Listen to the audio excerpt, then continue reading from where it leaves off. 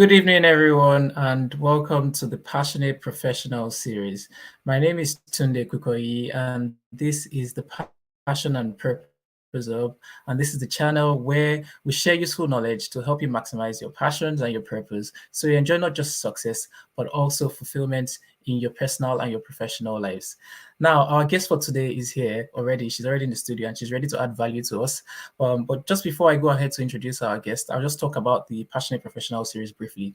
This is a series that's been set up for professionals from all walks of life, whether you work in healthcare, business, media, sports, arts, communication, whatever it is, because we all have that common goal. We have that common passion, and that is to add value to others and to bring out the best in us. And that's why this series has been created, so that we get people that are not just walking the walk, but they're not just talking the talk, but they're also walking the walk. And they've also broken barriers in their professions, and they have gone further ahead to contribute positively to the cause of humanity.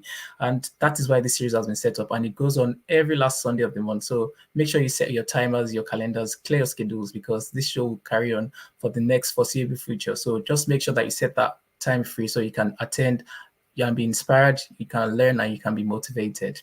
Now, before I go ahead to introduce our guest, as I always do, I like to start with an opening thought. And my opening thought for today is this: what exactly are you going for? Are you going for success, or are you going for significance? Now, for most of us as professionals, we already have our end game, our ultimate target set as success, which is good. It's not bad in itself. But I just want to tell you today that there's something greater than success, and that is significance.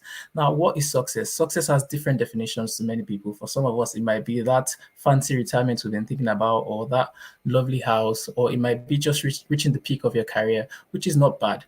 But when you think about significance, it doesn't just end with you, it goes beyond you, it transcends you. And that is when you decide that you're going to add value to others and you're going to empower others to succeed. Now, why do I say that you should go for significance over success?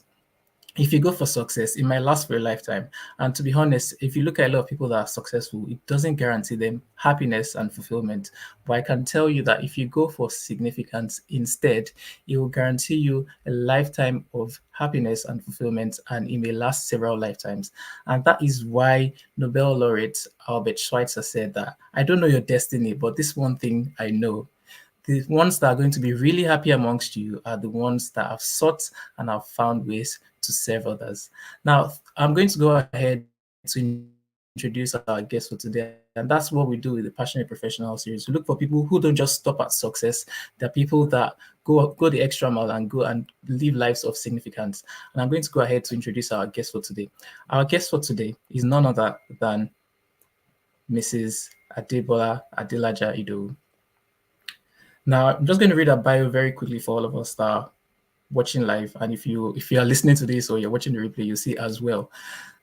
Now, she's a seasoned expert of finance and strategy with 15 years of work experience in multinational companies, including PZ Cussons Nigeria PLC, PZ Cussons Manchester, United Kingdom, Coca-Cola Hellenic Bottling Company Nigeria, Friesland Campina Wamco Nigeria, and currently she's with the Dangote Cement PLC, where she's responsible for strategy execution and business performance for the group.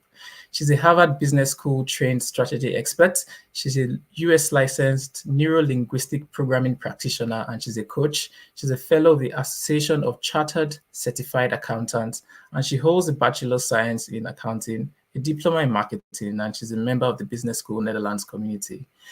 She's the author of the best-selling book on career and life strategies titled Unclip Your Wings, in which she lays down a blueprint for how to turn ideas into realities, fantasies into goals, and an ordinary job into a stellar career.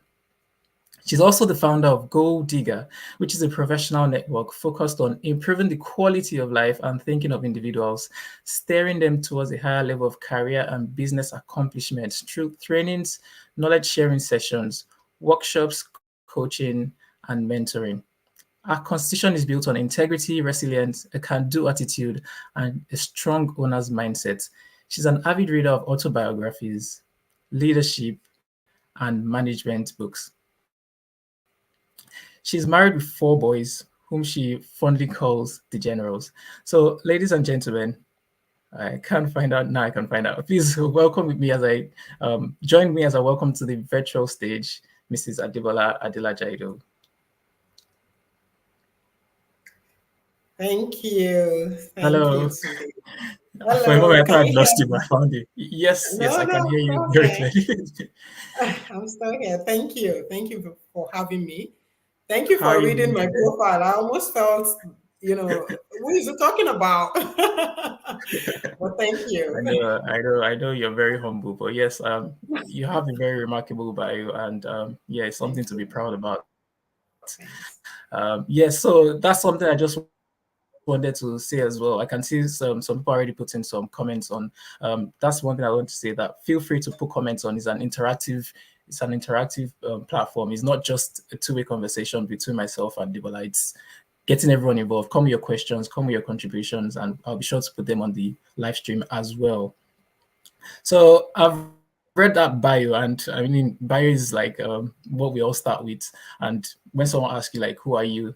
I mean, for some people, they come up with their titles. Some people come up with their bios. But I think the best way to introduce yourself is to come directly from you. So I'm just going to ask you, tell us a bit more about yourself, who the real Debola is. Thank you, Tunde. Adebola is the girl next door. Is I'm just, that girl that is looking every day to find our best self. Outside the bio you read, I am on a mission, and that's what I tell people all the time. This is a girl on a mission to discovering what our best life looks like, and not just about me, but about also people that I connect with in this journey called life. Yeah, I have 15 years work experience. I have worked in multinational companies, and I am married, happily married, and I have four boys. The first is going to be 14. I have a set of twins, 12. And I have an energy god who keeps me busy all the time, and he's 7. So, yeah. And I think basically that's it. You'll get to know more about me as we, progress with the interview. Thank you so much. If there's one thing I can say about you is like you have many caps or many feathers, if you can put it that way. So, if I may ask, what are the things that really drive you? What are you really passionate about? Well, I think I'm passionate about a lot of things, but one of it is I like creating solutions. Anything that has to do with, finding solutions to or making simple a complex situation. I'm in my element at that point.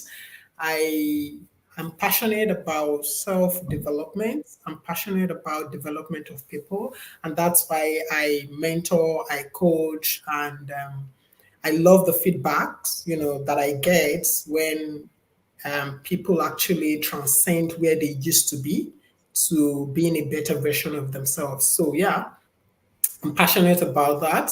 I'm passionate about, so many things. I like to read. I like to paint. I like to, and when I'm doing those things, I'm totally satisfied with myself, and I'm happy about it myself. Yeah. Thank you. Thank you so much. I really like the fact that the first thing you said you were passionate about was creating solutions. And in today's world, we know that there are so many problems. And what many people do is just sit down and they just moan about the problems, moan about the problems. But I love the way that you said that you are passionate about creating solutions. And instead of people to be moaning about problems, instead of being part of the problem, they need to think about how they can be part of the solution. And that is what you do. That is what you do at your workplace. That's what you do, your mentoring, at your professional network. And to be honest, I think in this life, the way it goes is that it's the people that create solutions that are always ahead of the people that consume solutions, if I can put it that way, because the producer will always be ahead of the consumer. And I think that's a remarkable thing. And I know, like you said, you're also passionate about arts, and I think as we go ahead during the interview, we'll see a lot of that, some of the things that you put your hand to when you have time for yourself. But yeah, thank you for telling us about that. So the other question I was going to ask you, because for me, usually when I have these sessions, I consider them as my own mentoring sessions, because it's good to have a mentor. If you don't have someone ahead of you, someone that's gone the extra mile, and someone you can ask questions, then it's very hard to improve yourself. So I always like to ask these questions from the people that are breaking barriers. I always like to ask them because I have crafted my own values, but I'd like to know what your own values are and how you came about them. I think I always start with candor. You know, I'm one person that I believe we all should, you know, speak our truth. I am, you know, one of my values that I also appreciate a lot is courage. You know, I think everything we want in life is on the other side of fear. So courage is one Sure. key thing for me. I integrity. I want to always be known, you know, as somebody that is very, um, you know, somebody with high values of integrity, somebody that is authentic. So those are things that I also look out for in people that I connect with, you know, people that I believe I can associate with. I see this picture. Which one? Where did you get this one? I wasn't sure. This must be LinkedIn. Yeah. Yeah. So Yeah. yeah, you'd I, find, I you find it know, remarkable. Yeah. yeah, thank you. So those are the things really that for me, you know, I think we should have non-negotiable values. And for me, it's about, you know, candor, courage, integrity, authenticity. You know, those are the things that I also hold in high esteem when I find it in people. Wow, I love that. Candor, courage, integrity, and authenticity. Yeah, I think integrity is one that is non-negotiable for for almost everyone I've interviewed. They always say that integrity, and we know that a lot of people get to top leadership posts, and what brings them down is that lack of integrity, that lack of character. And yeah, it has to be a foundation for someone who's really a passionate professional, someone who wants to go out there and make a change in the world. So it's kind of similar to this question about your values. I know they're kind of intricately tied, but what then are your habits? Because your values are the things that drive your habits. But what are the things that you do on a day-to-day basis? I mean, because we know that your success is based on what you do on a day-to-day basis. You might say that your values candor, courage, integrity, but what are the things, the granular things that you do every day that brings out those values? Why your most productive habits, if I can put it that way? Yeah. A number of people know I'm a goal freak. So I think one of the things that I do is I set very clear goals. I don't just set it for career or, you know, or maybe just my work. I set my goals, you know, for every part of my life. And this is career, this is my education, this is spirituality, this is health, and what I tell people is we should see ourselves as an organization. You know, just the way organizations go about setting goals for, you know, different departments. You know, you have a finance department, you have HR department, you have production department, you have, you know, logistics department. Just as you have all those departments, I see, you know, my the different parts of my life also as you know, departments. So I am very mindful and intentional about how, you know, I live those part of my lives. So I set goals on every part. I know what I want to do. And of course, things happen, life happens, but, you know, I just don't want to live and grow like a wild grass, you know, just doing it as it comes. So I always have a daily plan. I have a yearly plan. I have, as much as possible, just so that I ensure that, you know, I am not also um, putting a lot of, yeah, that's the goal book, putting a lot of attention on one part of my life and ignoring the other parts, because I know everything fused together to make a wholesome person. So yeah, I did that. I made that goal book. I started creating it from, I think, 2018, you know, and at the beginning of the year, I set all my goals. Of course, I take track of what has happened, in the prior year and the things that I need to improve on. For my daily habits, one of the things I tell people is also to guard their time. I guard my time jealously. I remember when we were trying to schedule this interview, I had to tell you, give me time to see where this comes in into my plan. And that's also because the time, I always say, is a non-renewable resource. If you lose it, it's gone, and it's gone forever. So it's something I guard a lot. And it starts from also the tiniest things. For example, my phone is not the first thing I'm touching when I wake up. I had to set that for myself because I realized that it doesn't help my productivity. Just scrolling through feeds very early in the morning, I think it's a huge distraction for me. It doesn't work. Except, for some people, they make money, on it and all that through, their phones, and then it's okay. But I don't make money from, I'm not selling online. So basically, I don't find it productive. So if there is a message, I probably won't be able to, respond or attend to it until very much, maybe like 8, and that's when I'm able to respond. So those are things that and I also set timelines for myself. I'm not on Twitter. Well, I'm there. I'm never active. I don't go. You know, I don't have TikTok. The only one that I think I'm maybe a little bit active on is Instagram and LinkedIn. But for Instagram, I actually set a timer for myself. I don't spend more than an hour in a day. Once it's an hour, there is a way it pops up and says, you're about to, exceed your limits, and that's it for that day. Because I think I was addicted at some point, always checking, but then I asked myself, this is loss of time. Why am I scrolling through people's pictures? So those are small things, but at the end of the day, those are things that make us, very productive, and then we use our time for things that really matter, and not waste, this precious resource, which is time. I don't know if that answers, the question. Yeah, it absolutely does. I mean, I've been taking notes. Yeah, your productive habits include setting clear goals for yourself, and I know obviously you do that because you're the goal, you're the CEO of the Gold Digger Network, and you have the Gold Digger book.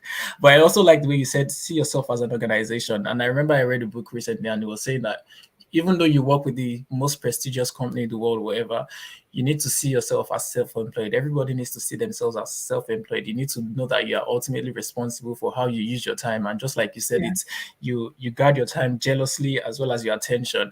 And I mean, in today's age, attention is like the new currency. Everybody in the world wants your attention. Even if you're watching an educational video on YouTube, you just for like 5 seconds, somebody just comes to grab your attention again, and they pay millions of money just to get your attention. Everybody wants your attention. Facebook wants your Yeah. attention. Instagram wants your attention, and someone said that focus is the new IQ, and it's because a lot of people cannot focus anymore. And I love the fact that you said you set timers for yourself, and you have a limit. You know when you don't use your phone before 8 o'clock in the morning. There are things that a lot of people might see as not very important, but you know Mhm. what difference it makes in your productivity. So thank you for sharing that Mhm. with us. And I'm going to work on one of them, and that is not using my phone as the first thing when I wake up in the morning. For me, I think it's just catching up on what has happened over the night. But most times they won't move the needle in my day, if you get what I mean. Yeah. So Yeah.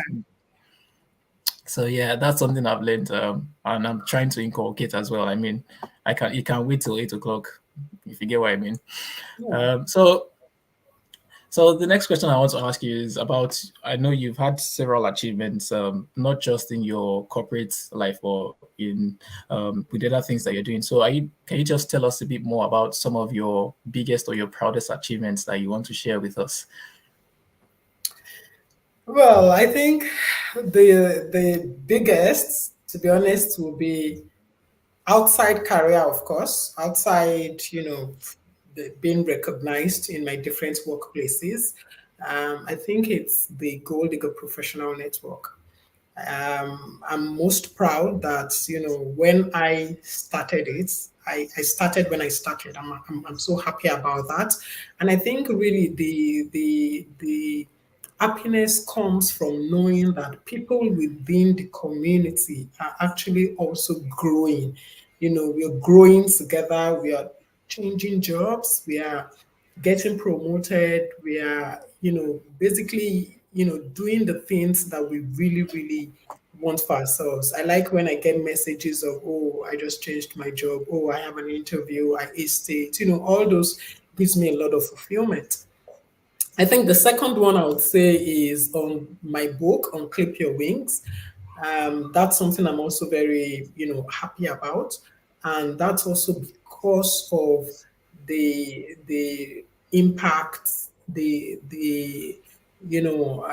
would say the messages I get from people, even until tomorrow. I keep getting that message in my DM. I keep getting that message even on LinkedIn to say, "Oh, I came across your book. Oh, it's truly defining for me."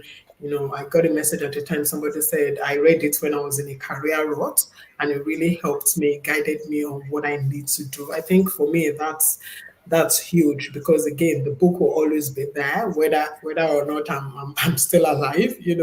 I pray that it will continue to make a difference in people's lives.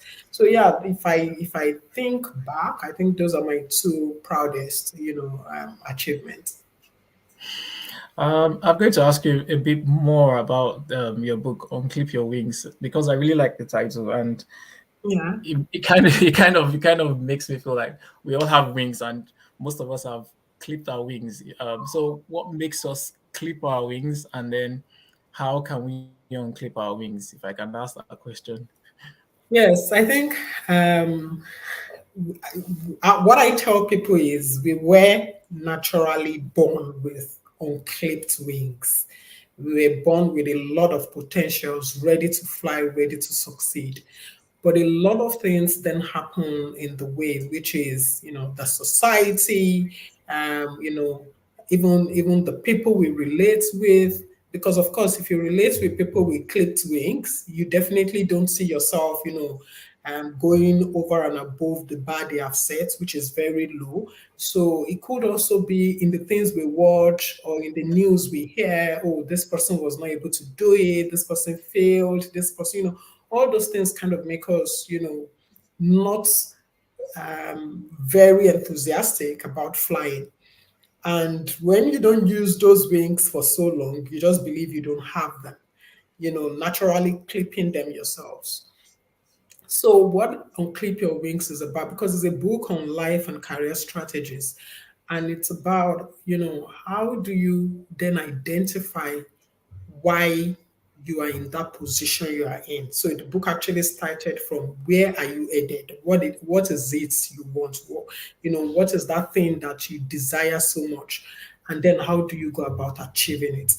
And then if it's career and you just realize, oh, I've been in on this job for a long time, I don't know how else to, scale my career. It's telling you some of those mistakes you might likely be making. And I try to also use my own examples. It's basically more of my story to say, these are the things that have happened in my career, and these are the things that I have done, to be able to, scale those challenges. I talked about role modeling in the book. I talked about goal setting in the book, the 360-degree consciousness. And I also, put a story there about when, for me, it was just about my career and every other part of my life was basically suffering to catch up. And I had to call myself back to say, what, this can't continue. I want to live a fulfilled life. And for me to live a fulfilled life, it's not just about my career, it's about every other department in my life. So it's a book that, of course, I always recommend, not just because I wrote it, but it is very relatable. It is something that, young professionals need to, read to be able to understand those pitfalls to avoid in their career journey. Wow, thank you. And yeah, I actually have a picture like I got from the internet as well of Banky W, a popular Nigerian superstar, posing with a copy of your book as well. So that's really remarkable. I think I'll get the book as well. How can we get the book if we're interested in reading the book? It's in stores. It's in some bookstores, in Lagos. But of course, we can also deliver nationwide. We can deliver outside the country as well. It's just for us to talk to the bookstores, and they will arrange that. Yeah. And you can also contact me Okay. directly. That's fine. You can find me on LinkedIn. You can find me on Instagram. Yeah. And then just do me a message and we'll sort it out. I'll link you to the store nearest to you where you can get it. Thank you. Noted. And I hope you're all noting that as well. Those of you that are watching online and those that will be watching the replay as well.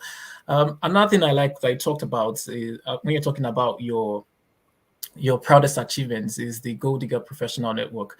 And we all know that our network is really our net worth. And it was Jim Rohn that Yeah. said that you're the average of the 5 people you spend the most time with. So over the years, I'm sure you've seen people come. Some people might have come and gone, but some people have stayed in the Gold Digger Professional Network. How has that changed? How has that transformed the lives of the people that are part of that network? Yeah, I think when we started Gold Digger in 2018. Can you still hear me? Yes, we can. Yeah, we started in 2018, and then we will do, just the annual conference. And I think 2 years ago, we thought, when people come for the conference on an annual basis, they go and then it's like we're no longer interested in, them anymore. And then we said we can actually create a community because, again, these are people that are also growing and they also want to learn. And also, we have some senior executives there also that we can also learn from and tap from. So we created this community, and in that community, we do a lot of things. We do book review. We have an investment club. We really need to, we realized this year that it's not just about, the career and all that. We also want to make money for ourselves. We want to invest. So we created that investment club. We have, like I said, a book review session. We have a KSS every month, which is a knowledge sharing session.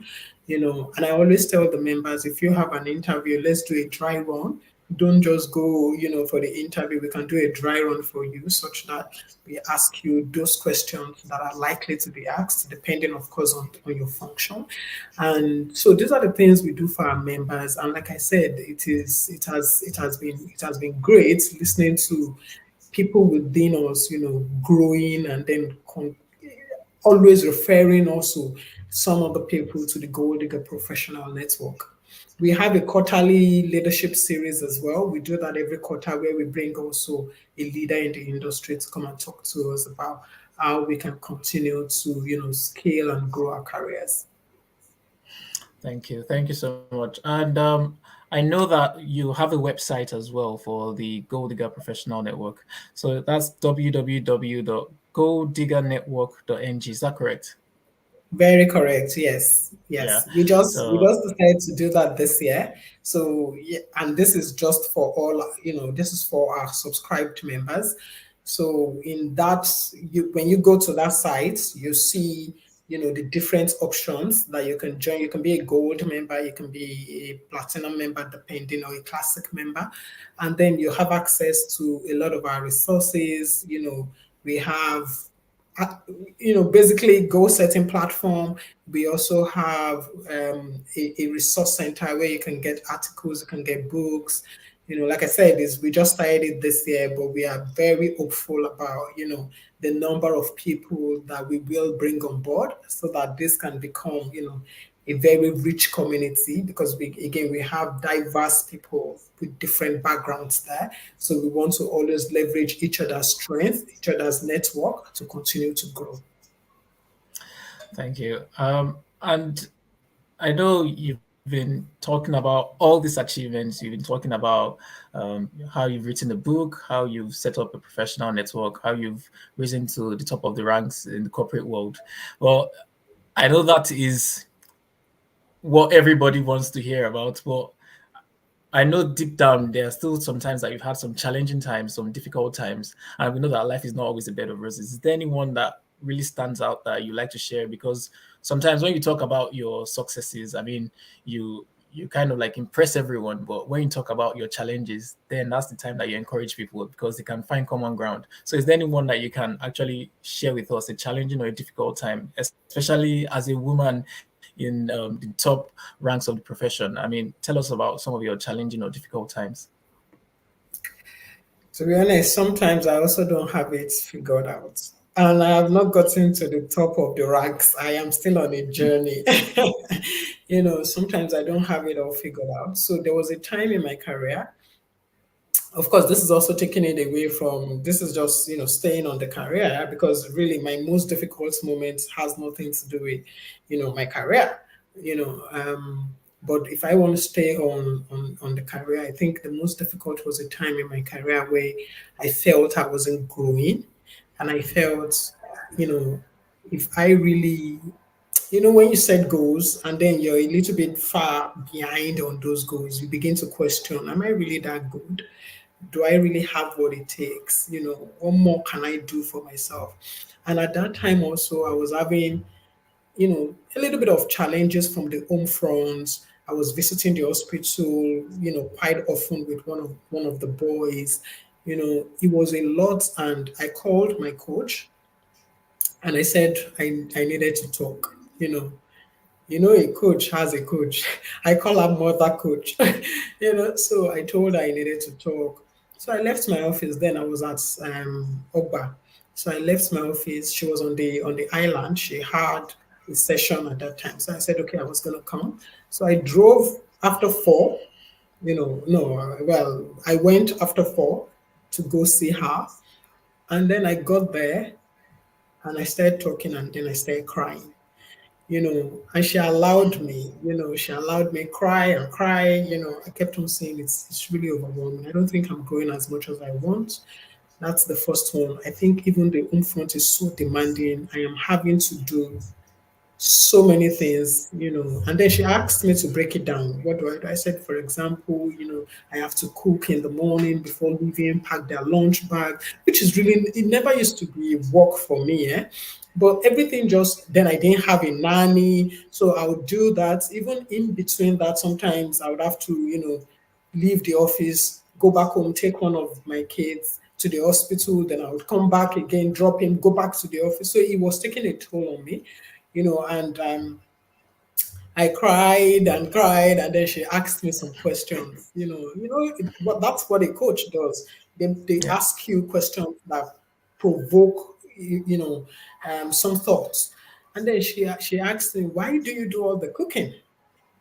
Why do you do all the cooking? By the way, why do they even have to have fried rice in the morning to take to school, jollof rice? Why? Why? If you really want to do that, you can outsource. You can outsource some things. You don't have to do everything yourself. She started giving me some tips, even in career. She said, "What do you want?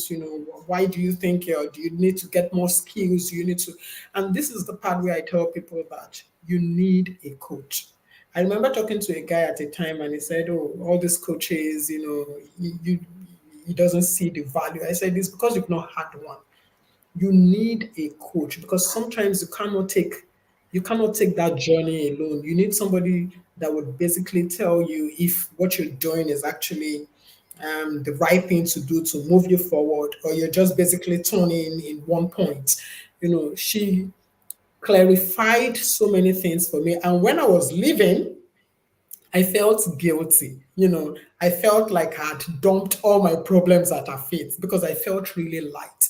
So I tell, women, especially with kids, that it can be very stressful when you're trying to do everything all at once. One of the things that is helping me now is I am outsourcing everything outsourceable, because I know that I am just one person, and I need to be in the right frame of mind to be a good mother, to be a good wife, to be a good career professional, to be a mentor, to be a coach. I have to be in the right frame of mind. So for me, it's in my career. I think it was one of those moments that I felt the world was crashing, because everything sort of was happening at about the same time. Yeah, I think that's it. If you ask me, my Wow. most difficult career. Well, thank you for sharing that. I mean, and thank you for being vulnerable enough. I mean, there's some people that would not want to see on the TV screen that they actually broke down and cried. But I mean, like I said, when you share your challenges, you actually encourage people because people can Yeah. relate with what you went through. The next question I was going to ask you, you've kind of answered it partly because you talked about outsourcing. I was going to ask, like, I mean, with everything going on in your life, you're a mentor and coach. You are a senior general manager. You are founder of a professional network. You're a wife. You're a mother. You are, I mean, you're an author as well. So, I mean, how then do you balance your life with your work? How do you've talked about outsourcing as one of them. Is there anything else? I mean, for people that feel that it's all getting too much for me, like what are some of the tips that you can share on how to balance your life and your work? Yeah, I think, yeah, outsourcing is one, but the second one also is, I think, time management. I think that part is very key, knowing what exactly to spend your time on. And I don't look for that work life balance because, to be honest, I don't think it exists. Sometimes I call it work life integration. People have called it a lot of things, but I think I like, that work life integration because I don't think there is a fine line between work and life. It's one. Everything is basically, everything about your life, everything about your work is fused together. Sometimes I'm at work and I'm, calling my kid's teacher to find out something about my son. And sometimes I'm also at home with my laptop doing office work. So really I don't see, the only thing I try to do is that at every point I am my best self. If I am at home with my kids, I am doing it well. I am parenting and it's intention. So some people call it intentionality. I am intentional about that time that I am spending with them. If we need to, play music and just goof around and all that, I am intentional about it. And when I am at work, I am also intentional about it. I think that's the only way, because again, you cannot, sometimes it may lead to mediocrity when you're trying to do everything at about the same time. Oh, I'm playing with the kids, I'm talking to my husband, I'm also doing some work, I'm also, then you can't be very effective. So I try to live in the moment and I try to also, set that goal of I need to be there. When my kids are writing exams, I am also writing exams. You know, because I am sitting down with them and they know me. I'm sitting down, I'm asking questions back to back. We are going through past questions. We are, I purposely, you know, didn't do chemistry and physics because I thought it was difficult. But now my sons, they are doing chemistry and physics. I'm having to learn. I'm having to, because I need to also teach them. So it's all about intentionality. To be honest, be consciously, doing things that that would have, ripple effects and ripple benefits in the long term. So there is nothing like work-life balance in my own world. I don't think it exists. It's we just integrate it and do what needs to be done at every point in time, and we do it well. Yeah, those are my four boys. But this is very old picture. Yeah. Uh, I think I was telling you when we had our pre-interview discussion, I told someone to join the live stream, and when I Yeah. told the person about your profile, and the first question the person asked me was like, "Does she have kids?" I'm like, "Yeah, she has four." She's like, "4?" But yeah, I mean, with that, you're still doing very great, and I love the way that you described it. That I mean, your life and your work is inseparable, and when you're at work, you're at work. When you are at home, you're at home. I mean, that's something that many of us struggle to do. I mean, what do we are we really giving our best when we're at work, and are we really giving our best when we're at home? It was Jim Ron again, because I love Jim Ron. I've listened to it. It's like when you're at work, be at work. When you're at the beach, be at the Yeah. beach. Don't be at the beach and then you're carrying your laptop and you're doing work. I mean, it's just that, like I said, attention is really, really, really important in today's age. And if you give people Mhm. attention, someone said that people cannot even most people cannot differentiate between love and listening. They think that it's the same thing. If you are there, you pay attention, you listen to people, it's just as good as showing them love. So yes, that's something that many of us take for granted in today's age. We're always on our phones, always doing something. But if you are present with them, your children would, like you said, they'll never forget it when they grow old, and they'll be like, oh yeah, I remember the days that when I used to, when my mom and I, when we used to do when we used to prepare for exams together. I mean, it's something that they would never forget for the rest of their lives. Yeah, so thank you for taking us on that journey and sharing that with us. I can see that some people are already asking questions, so just keep the questions coming because you will get to ask us some questions as well. I'm taking notes of your questions and I'll ask all your questions. So don't be put off that I've not put up your questions as yet. Just a few more questions and then we'll go to the questions from the audience. So the question I'm about to ask you now is, what are some of your hobbies? You're not all work, work, work. I know that sometimes you take time to just distress and relax. So what are some of your hobbies? Yeah, I read books. I'm sure you can I know, tell from. I know, yes. I don't know if that counts as hobby, but Well, it is. I like to read good books. And if it's very interesting, I really don't mind spending the entire night not sleeping just because I want to finish it. I like to read books. Yeah, I this is paint. you with with a lot of books. I mean, very few people would take a picture with a stack of books. Yeah, most people today will want to like take a picture with their latest car at their new house. But yeah, well, that is impressive. Yeah. Yeah, so reading books. And You're saying something about painting as well. yeah, I paint and I really like that. I think I like the outputs, and I like the Yeah. process as well. I like when I sit down and I'm painting, and I basically learned it with YouTube. I think I picked it the first time in 2016. I painted a few art spaces, and then I basically stopped, but I picked it again last year. I think I made about 25 paintings last year. And I'm not selling, I just paint and I give some of my friends. I'm painting one. I think that I want to give my mom. So yeah, I like to paint. I like to listen to good music, very good music. Um, and if the energy is there, I play the music and the boys and we faff around and we call it dance anyway, even though my sister thinks I still need dancing lessons. So yeah, that's what I do basically in my free time. Yeah, I mean, with your permission, I have a video that I clipped from the internet, and that is a video of some of your paintings, and I was rather impressed that, I mean, you could paint that. I mean, you easily pass for a professional painter.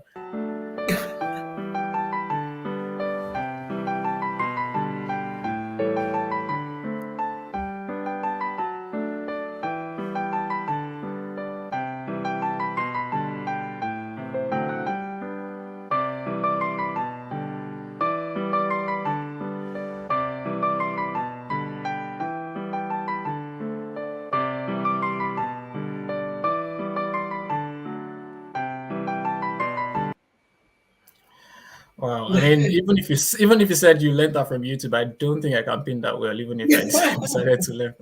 I think I used to be good at drawing when I was younger, but I don't think I can draw that well anymore. But yeah, I mean I'm that's still remarkable. I'm still very terrible at drawing. Very terrible. I cannot even draw a cup. That's why I'm sticking to abstract now. I don't want to be doing nature anymore. I'm sticking to abstract because then you don't need much thinking around it. Mm, But like I said, it is remarkable that you're able to do those paintings and frame them. The next question I'm going to ask of you, because before I go to some of the questions from the audience, is who are your mentors? Who has inspired you the most? Because you talked about having your own personal coach. Even though you're a coach, I mean that's something that many coaches do not think. They feel I know about coaching, I don't need a coach, but you can't, I mean, you can't perform your best, you can't see the picture when you are in the frame. You need someone outside to actually tell you this is what I can see. So who are your mentors? Who are the people you go to for advice, or who are the people that have inspired you over the course of your life? Well, I think I have a lot of them. I am, I call them my big bones.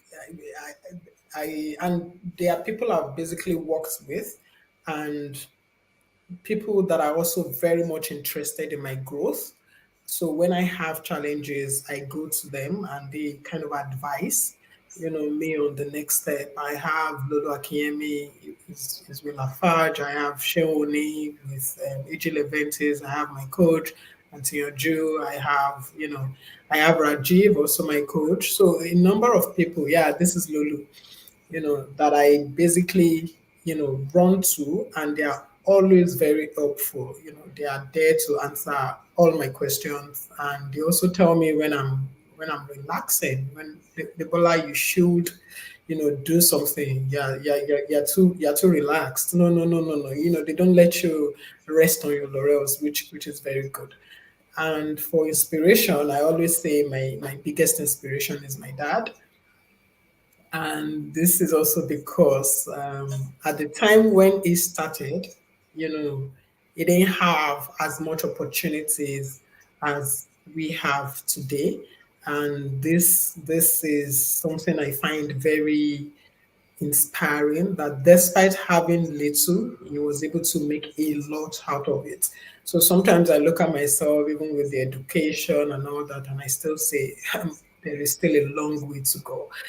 So one person that keeps inspiring me, and is my biggest inspiration, is my dad. You sleep, you Wow. wake up, and if daddy can do it, I can do it.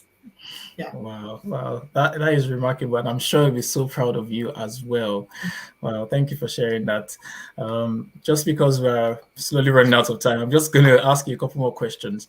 I know you're an avid reader of books. You like reading books about you like reading autobiographies, books on leadership, books on management. So, what are some of your favorite books that we can that the viewers can decide to go back and read after today's show, or some of your favorite quotes, maybe your favorite books or your favorite quotes? Okay, let me do the books first. I would say, Yep. and this is because I also think people should read those books.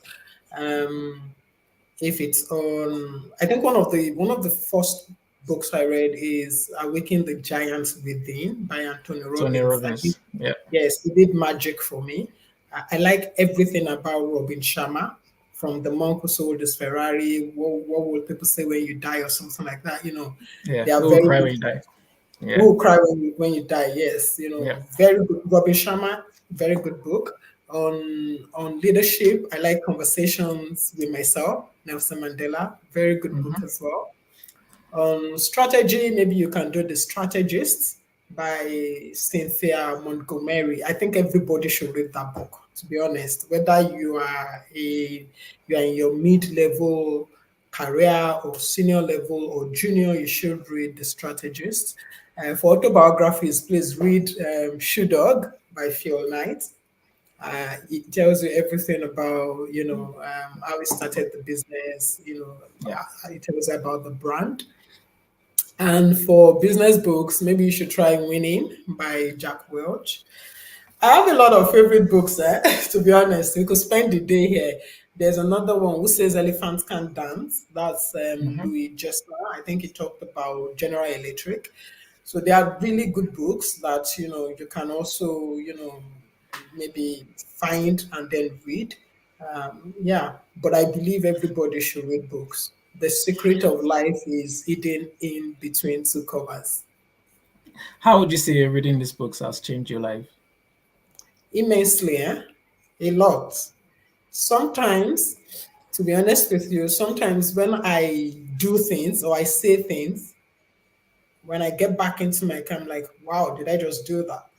Those things I was quoting, where did it come from? There is a way it stays in your subconscious, even you don't know, until when that time comes, and then you just find yourself saying a lot of things, because it's really not about reading. I know we say this a lot. You have to apply. You have to read and then consciously look for how to apply. I remember there was a time I was having a conversation with my boss, and he said that's the difference between you know people that want to make a difference. You can read the book and read it like you're reading a novel, but you can read the book and then say, how do I apply? I think it's more about how do I Mm. apply. And you just find yourself knowing that some things are not right. You cannot tell, but you know it's not right. And trust me, it is from the book you've read about it not being right. But you know that, this doesn't feel right. And then there are some things that you're so damn sure about, and you're like, I'm so sure about this, and it's because you've seen it somewhere, it has worked somewhere, and then you believe it can also still work for you. On Wow. quotes, I think Yeah. I will just leave you with two. And the first one, I've always loved it. Life shrinks or expand in proportion to your courage. And I like to say this to everyone that sometimes you are scared of taking that next move. You don't know what it's on the other side. You don't know whether to jump, whether there is a safety net or not. We are all where we are, you know, depending of based on the decisions that we've taken in the past. And some decisions can be very, scary. So you have to know that, life opens up for you when you take, when you're fearless, basically. And then the second one I like, and I like it a lot, and then we should all check ourselves also against that, is that we live in an interconnected, interdependent world. And when you shrink one person's opportunity, you shrink your own horizons. So I like this because sometimes people say, oh, I'm not going to help her or I'm not going to help him because, again, when I do, then she shines more than me or he shines more than me. I think the challenge with that also is when you need their help later, because they will still shine anyways, but when you need their help later, you cannot be bold enough to go to them to ask. So you're basically shrinking your own horizon as well.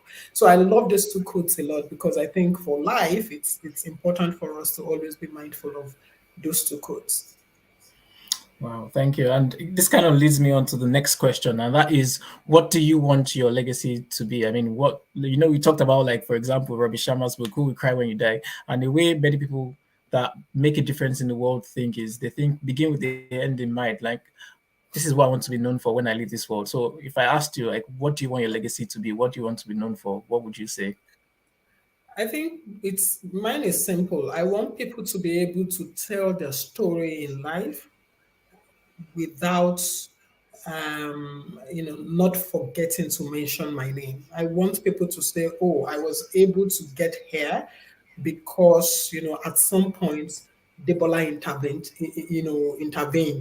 I wouldn't have been able to do this, without Debola's intervention. I want a lot of people, not just my immediate family and friends, not just those around me, but those that are not even going to be opportuned to know me physically or to meet me. I want to be able I want my name to be on their lips. I want my name to be part of, the names they would mention as people that have lifted them in one way or the other. That's basically the goal for me, really. And I call it impact. But again, the pursuit of impact is our own job. The impact is largely from God, but the pursuit of it is largely our own job to do. Yeah. Wow, thank you. I think that's a remarkable goal, that you want people outside of your immediate sphere to be able to see at some point in their lives that Debola made an impact in my life. Yeah. Even if they never met you, I mean, and that's something like I talked about at the beginning, that many people just want to be successful, but when you're talking about significance, it goes beyond you. It goes several lifetimes. I mean, with your Mm. program, for example, your book that you've written, someone might pick up your book 100 years from now and it changes that person's life, and that is just what Yeah. we're talking about, making that impact even after you've left this world. That's a very, very remarkable Let me quickly chip in legacy to. something.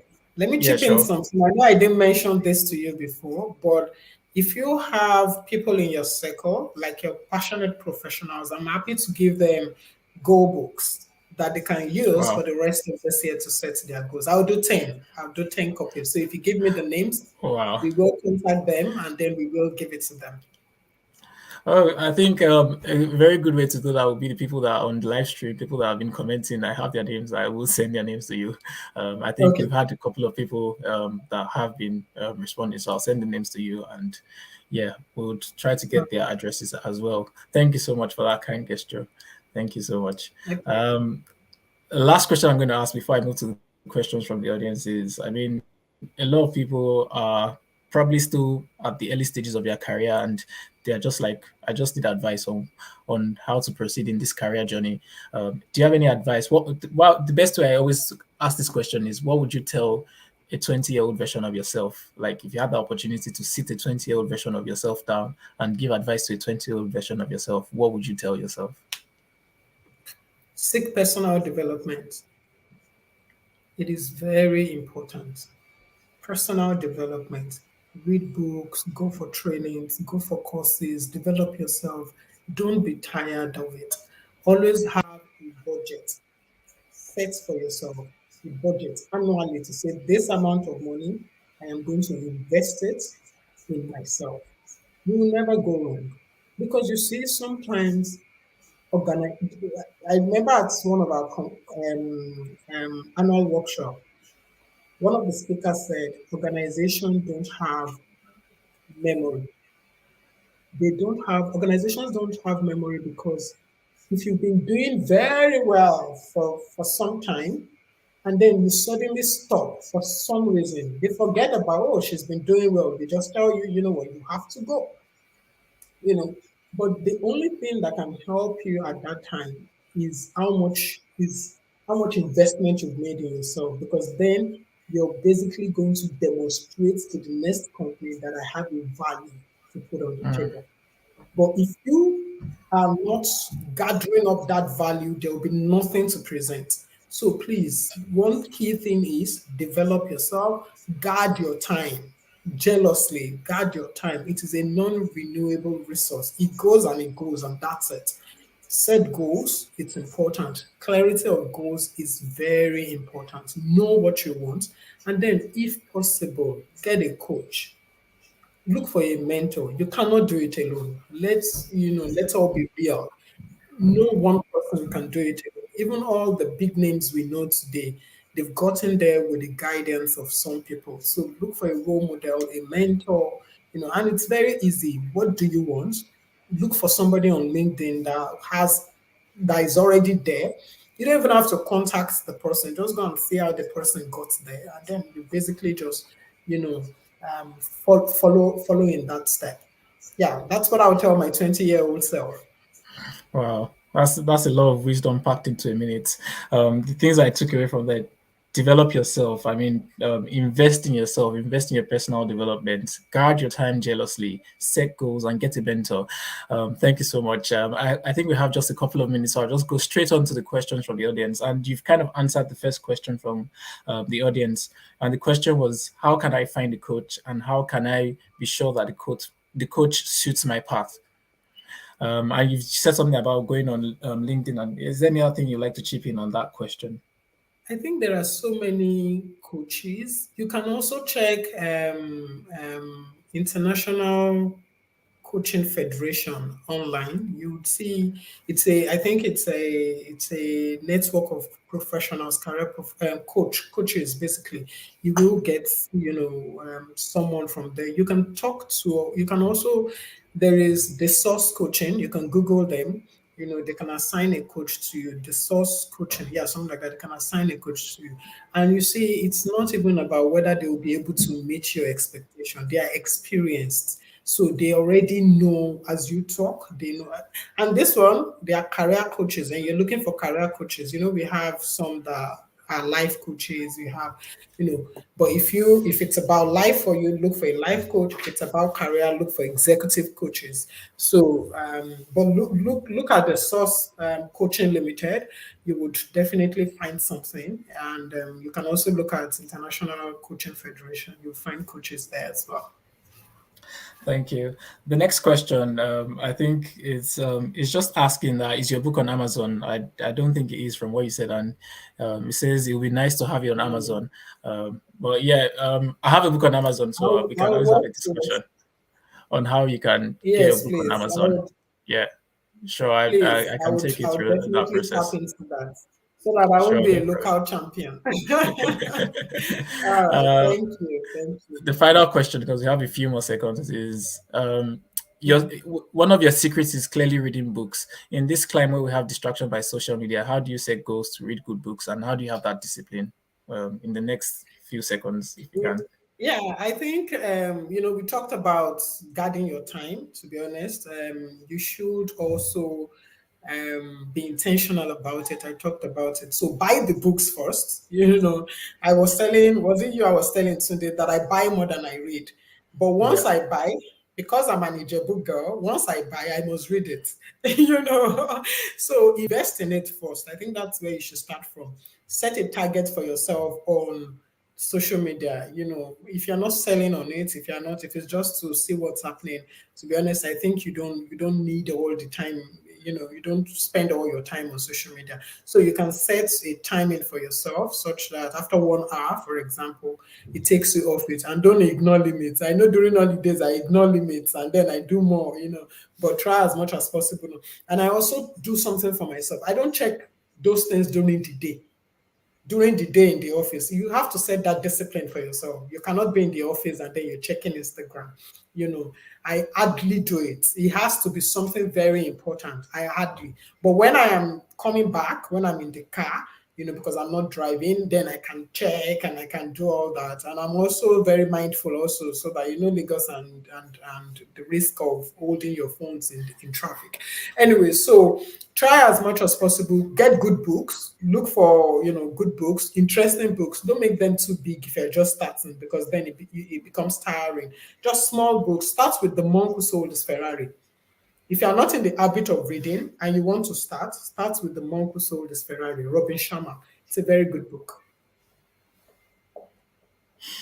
Wow, wow. Thank you so much. I mean, 1 hour has just gone like, and and I mean, we can keep going on and keep learning, but like you said, we need to also guard our time jealously. Thank you so much. It's been a very productive 1 hour spent with Yeah. you. Thank you for honoring the invitation, and thank you for adding value to other people. As we always say on this show, till the next time that we meet again, just make sure that you keep living with passion and purpose. See you on the next episode of the show. Bye, everyone. Thank you. Thank you. Bye. Bye.